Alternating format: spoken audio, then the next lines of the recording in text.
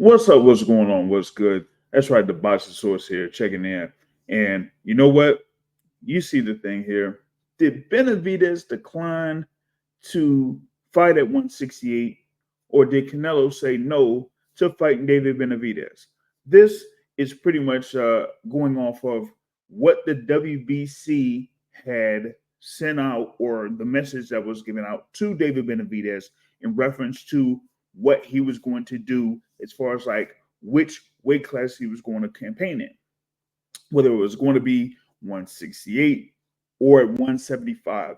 I had touched on this earlier in the Boxing Source podcast that you could be able to catch on replay. It's on the YouTube channel, so you'll be able to catch it there and watch it in its entirety. But I wanted to just get into it a little bit more, where it was David Benavidez as the WBC interim champion. He had already been the WBC interim champion at 168 before he moved up to 175 to face Alexander Kovacic for the WBC interim championship at 175.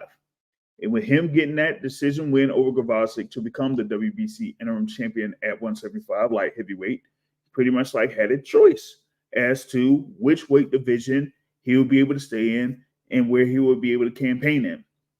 Well, the news was pretty much out that he said that he is going to campaign at 175 pounds, which means that WBC interim title at 168 is basically vacated. Now, some people may think that that would be surprising of sorts, but, just going off of what I said basically yesterday or the time that I'll be posting this video, I said in reference to David Benavidez, right, that the only reason that he would campaign or say that he would choose to be at 168 pounds or super middleweight is if he absolutely knows for sure, for certain, that he is going to face Canelo Alvarez next. And well, as you see, with him going to 175 or staying at 175, that it just looks like Canelo Alvarez was not necessarily interested in facing David Benavidez next.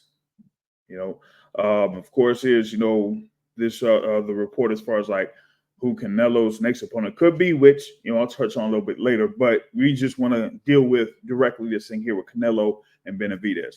Like I said, David Benavidez has already established himself in the 168-pound division, super middleweight, two-time WBC super middleweight champion.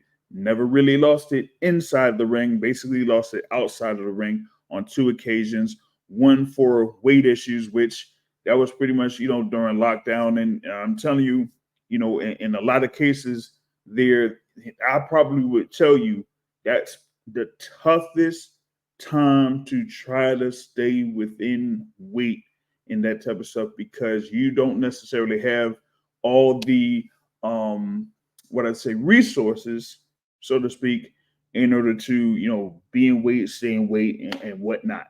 So that's one thing. But going past all that, now, of course, you had David Benavidez and what he did the previous year before he faced Alexander Kovacic. He had those wins over Caleb Plant and established win over Demetrius Andrade there at 168. But like I said, you pretty much done all you needed to do there at 168 pounds. There's only one fight that was left there at 168 for David Benavidez, and that's Canelo Alvarez, right? So for him to, stay at 175 pretty much means, hey, maybe talk to the WBC, maybe Sam Salukowicz, along with, David Benavidez and a number of his members of his team, maybe Louis DeCubis was part of that as well, said like, hey, if we're not able to, get that Canelo fight for the undisputed super middleweight titles next, there's no point of us in staying at 175. We could pretty much at 168. We could go to 175, campaign there, and, either have a fight where we defend the WBC interim title, or maybe we see what's going on with Artur Beterbiev, the current reigning WBC champion, and seeing if he is still, in a state where he cannot compete, because he hasn't competed or at least been in the ring since January. I think it was against Callum Smith, where he had that savage win against Callum Smith. He was scheduled to fight June 1st against Dimitri Bivol. Of course, had the injury a couple weeks before that. And as of right now, like I said, I mean, it just looks like that fight that they were trying to reschedule for Benavidez and Dimitri Bivol don't look like it's happening. So, hey, why not have Dimitri Bivol going up against David Benavidez? They're 175. Hey, Benavidez said, I think he's, done some work, in the gyms there with Dimitri Bivol. He said he doesn't have many issues on saying that he would fight Dimitri Bivol. So why not go ahead and make that fight happen? But that's on one side. The other side is, of course, Canelo Alvarez. He's not facing David Benavidez next. And the report is, had basically been out, of course, earlier, that he looks to be facing Edgar Berlanga, and it looks like it will be scheduled for September 14th. They said not 100% confirmed, but Edgar Berlanga, oh, yeah, you do the whole Mexico versus Puerto Rico angle and all that type of stuff, but no. This will actually, in many people's eyes, this would be worse here for Canelo Alvarez on multiple fronts. Number one, Edgar Berlanga isn't necessarily a highly ranked contender there as far as like any rankings, whether it's the WBO, the WBC, the WBA, the IBF. Like, you can't even say that he's up there as far as like that. Probably as best as number 4 in the IBF and the WBO. Looks like the WBA, as of last month, when they released the rankings last month, they put Edgar Berlanga there at number 1. So, hey, maybe they say, hey, he has this quote-unquote mandatory defense against Edgar Berlanga. But that also, kind of has me really questioning something here, because you're able to face Avner Yildirim. They pretty much said Avner Yildirim was at one time the WBC mandatory. Okay. You're able to face John Ryder. John Ryder was posted as the WBO mandatory, but you're not able to face David Benavidez for them to say, hey, if David Benavidez is a WBC mandatory, you go ahead and fight him. Now, as of what I've seen here over the past year or so, I didn't see the WBC formally mandate David Benavidez as the mandatory challenger to Canelo Alvarez.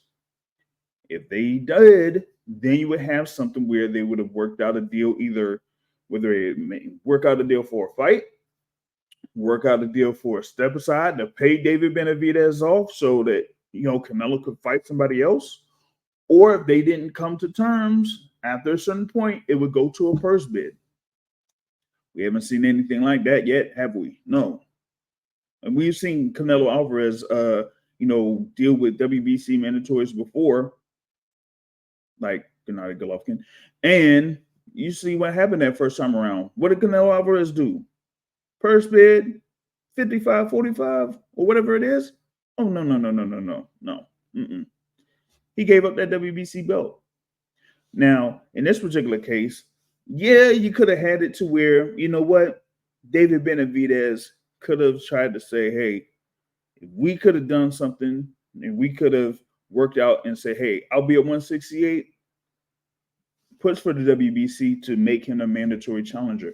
That would actually force the hand of Canelo Alvarez, because what you would have to do is you would have to get it to the point where it's a purse bid, and you have a purse split where it's different when it's a regular mandatory challenger for the WBC. But with David Benavidez as the WBC interim champion, he would get a bigger percentage in the split. Now, you see Canelo Alvarez, you see what he usually makes, around $30 million, pretty much average around $30 million or so, $33 million per fight. So if you would have David Benavidez in there and you're trying to get, and you as Canelo trying to get $30 million per fight, imagine how much you would have to pay David Benavidez in order for that fight to take place. No, it wouldn't be for no $6 million. It wouldn't be for no 7 or 8. It would be probably what more, of course, more than 10 if he's making 30. You know, so I'm like, whew, that would really make it a really lucrative fight for David Benavidez if that would have been the case. But as you see, didn't necessarily happen. So now you get Canelo versus Edgar Berlanga, and a lot of people aren't really happy with all that. So looks like this is what it is here, at least for the start of the fall, with Canelo Alvarez versus not David Benavidez, freaking Edgar Hamburger Langa, as some people say it, right? So Canelo Alvarez versus Edgar Berlanga, September 14th, maybe. Like I said, not necessarily confirmed as far as I know, but that's what it's looking like.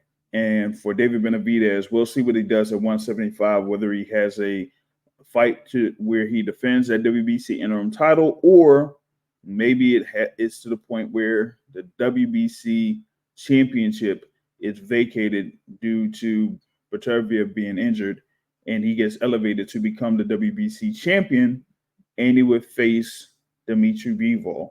I would not mind that fight at all, but that's basically the situation you have here.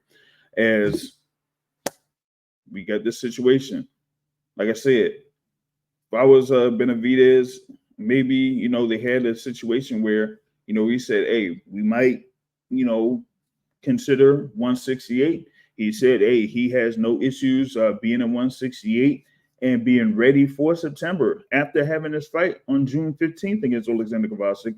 He said he would have been ready for September to face Canelo Alvarez at 168. But apparently, given what has happened here over the past few days, I guess maybe that things didn't work out between his team and Canelo's team as far as like making a deal. That's how I would kind of view it, because as I mentioned on the Boxing Source podcast, I said there's no reason for David Benavidez to go down to 168 pounds unless if he knows that he has a fight against Canelo Alvarez next, not any other fight against anybody else in the interim, and wait for Canelo Alvarez. He's done that already. Unless if he has that fight next with Canelo Alvarez at 168, there's no point of staying at 168. So there's that. So that being said, Canelo Alvarez, Edgar Berlanga, I guess that's what we're gonna get. But with that being said, y'all share your thoughts on it. Do you think that it was pretty much a quote unquote duck move by Canelo Alvarez, or was it that Benavidez declined to go to 168 completely and just choose to go to 175? Share your thoughts here with the comments. Just hit the comments below. You'll be able to share your thoughts. And if you like the content here, you can support by hitting the like button. If you haven't done so already, hit the subscribe button. Follow us on social media. You see, all the social media things up there above. And with that being said, I'm out. Later.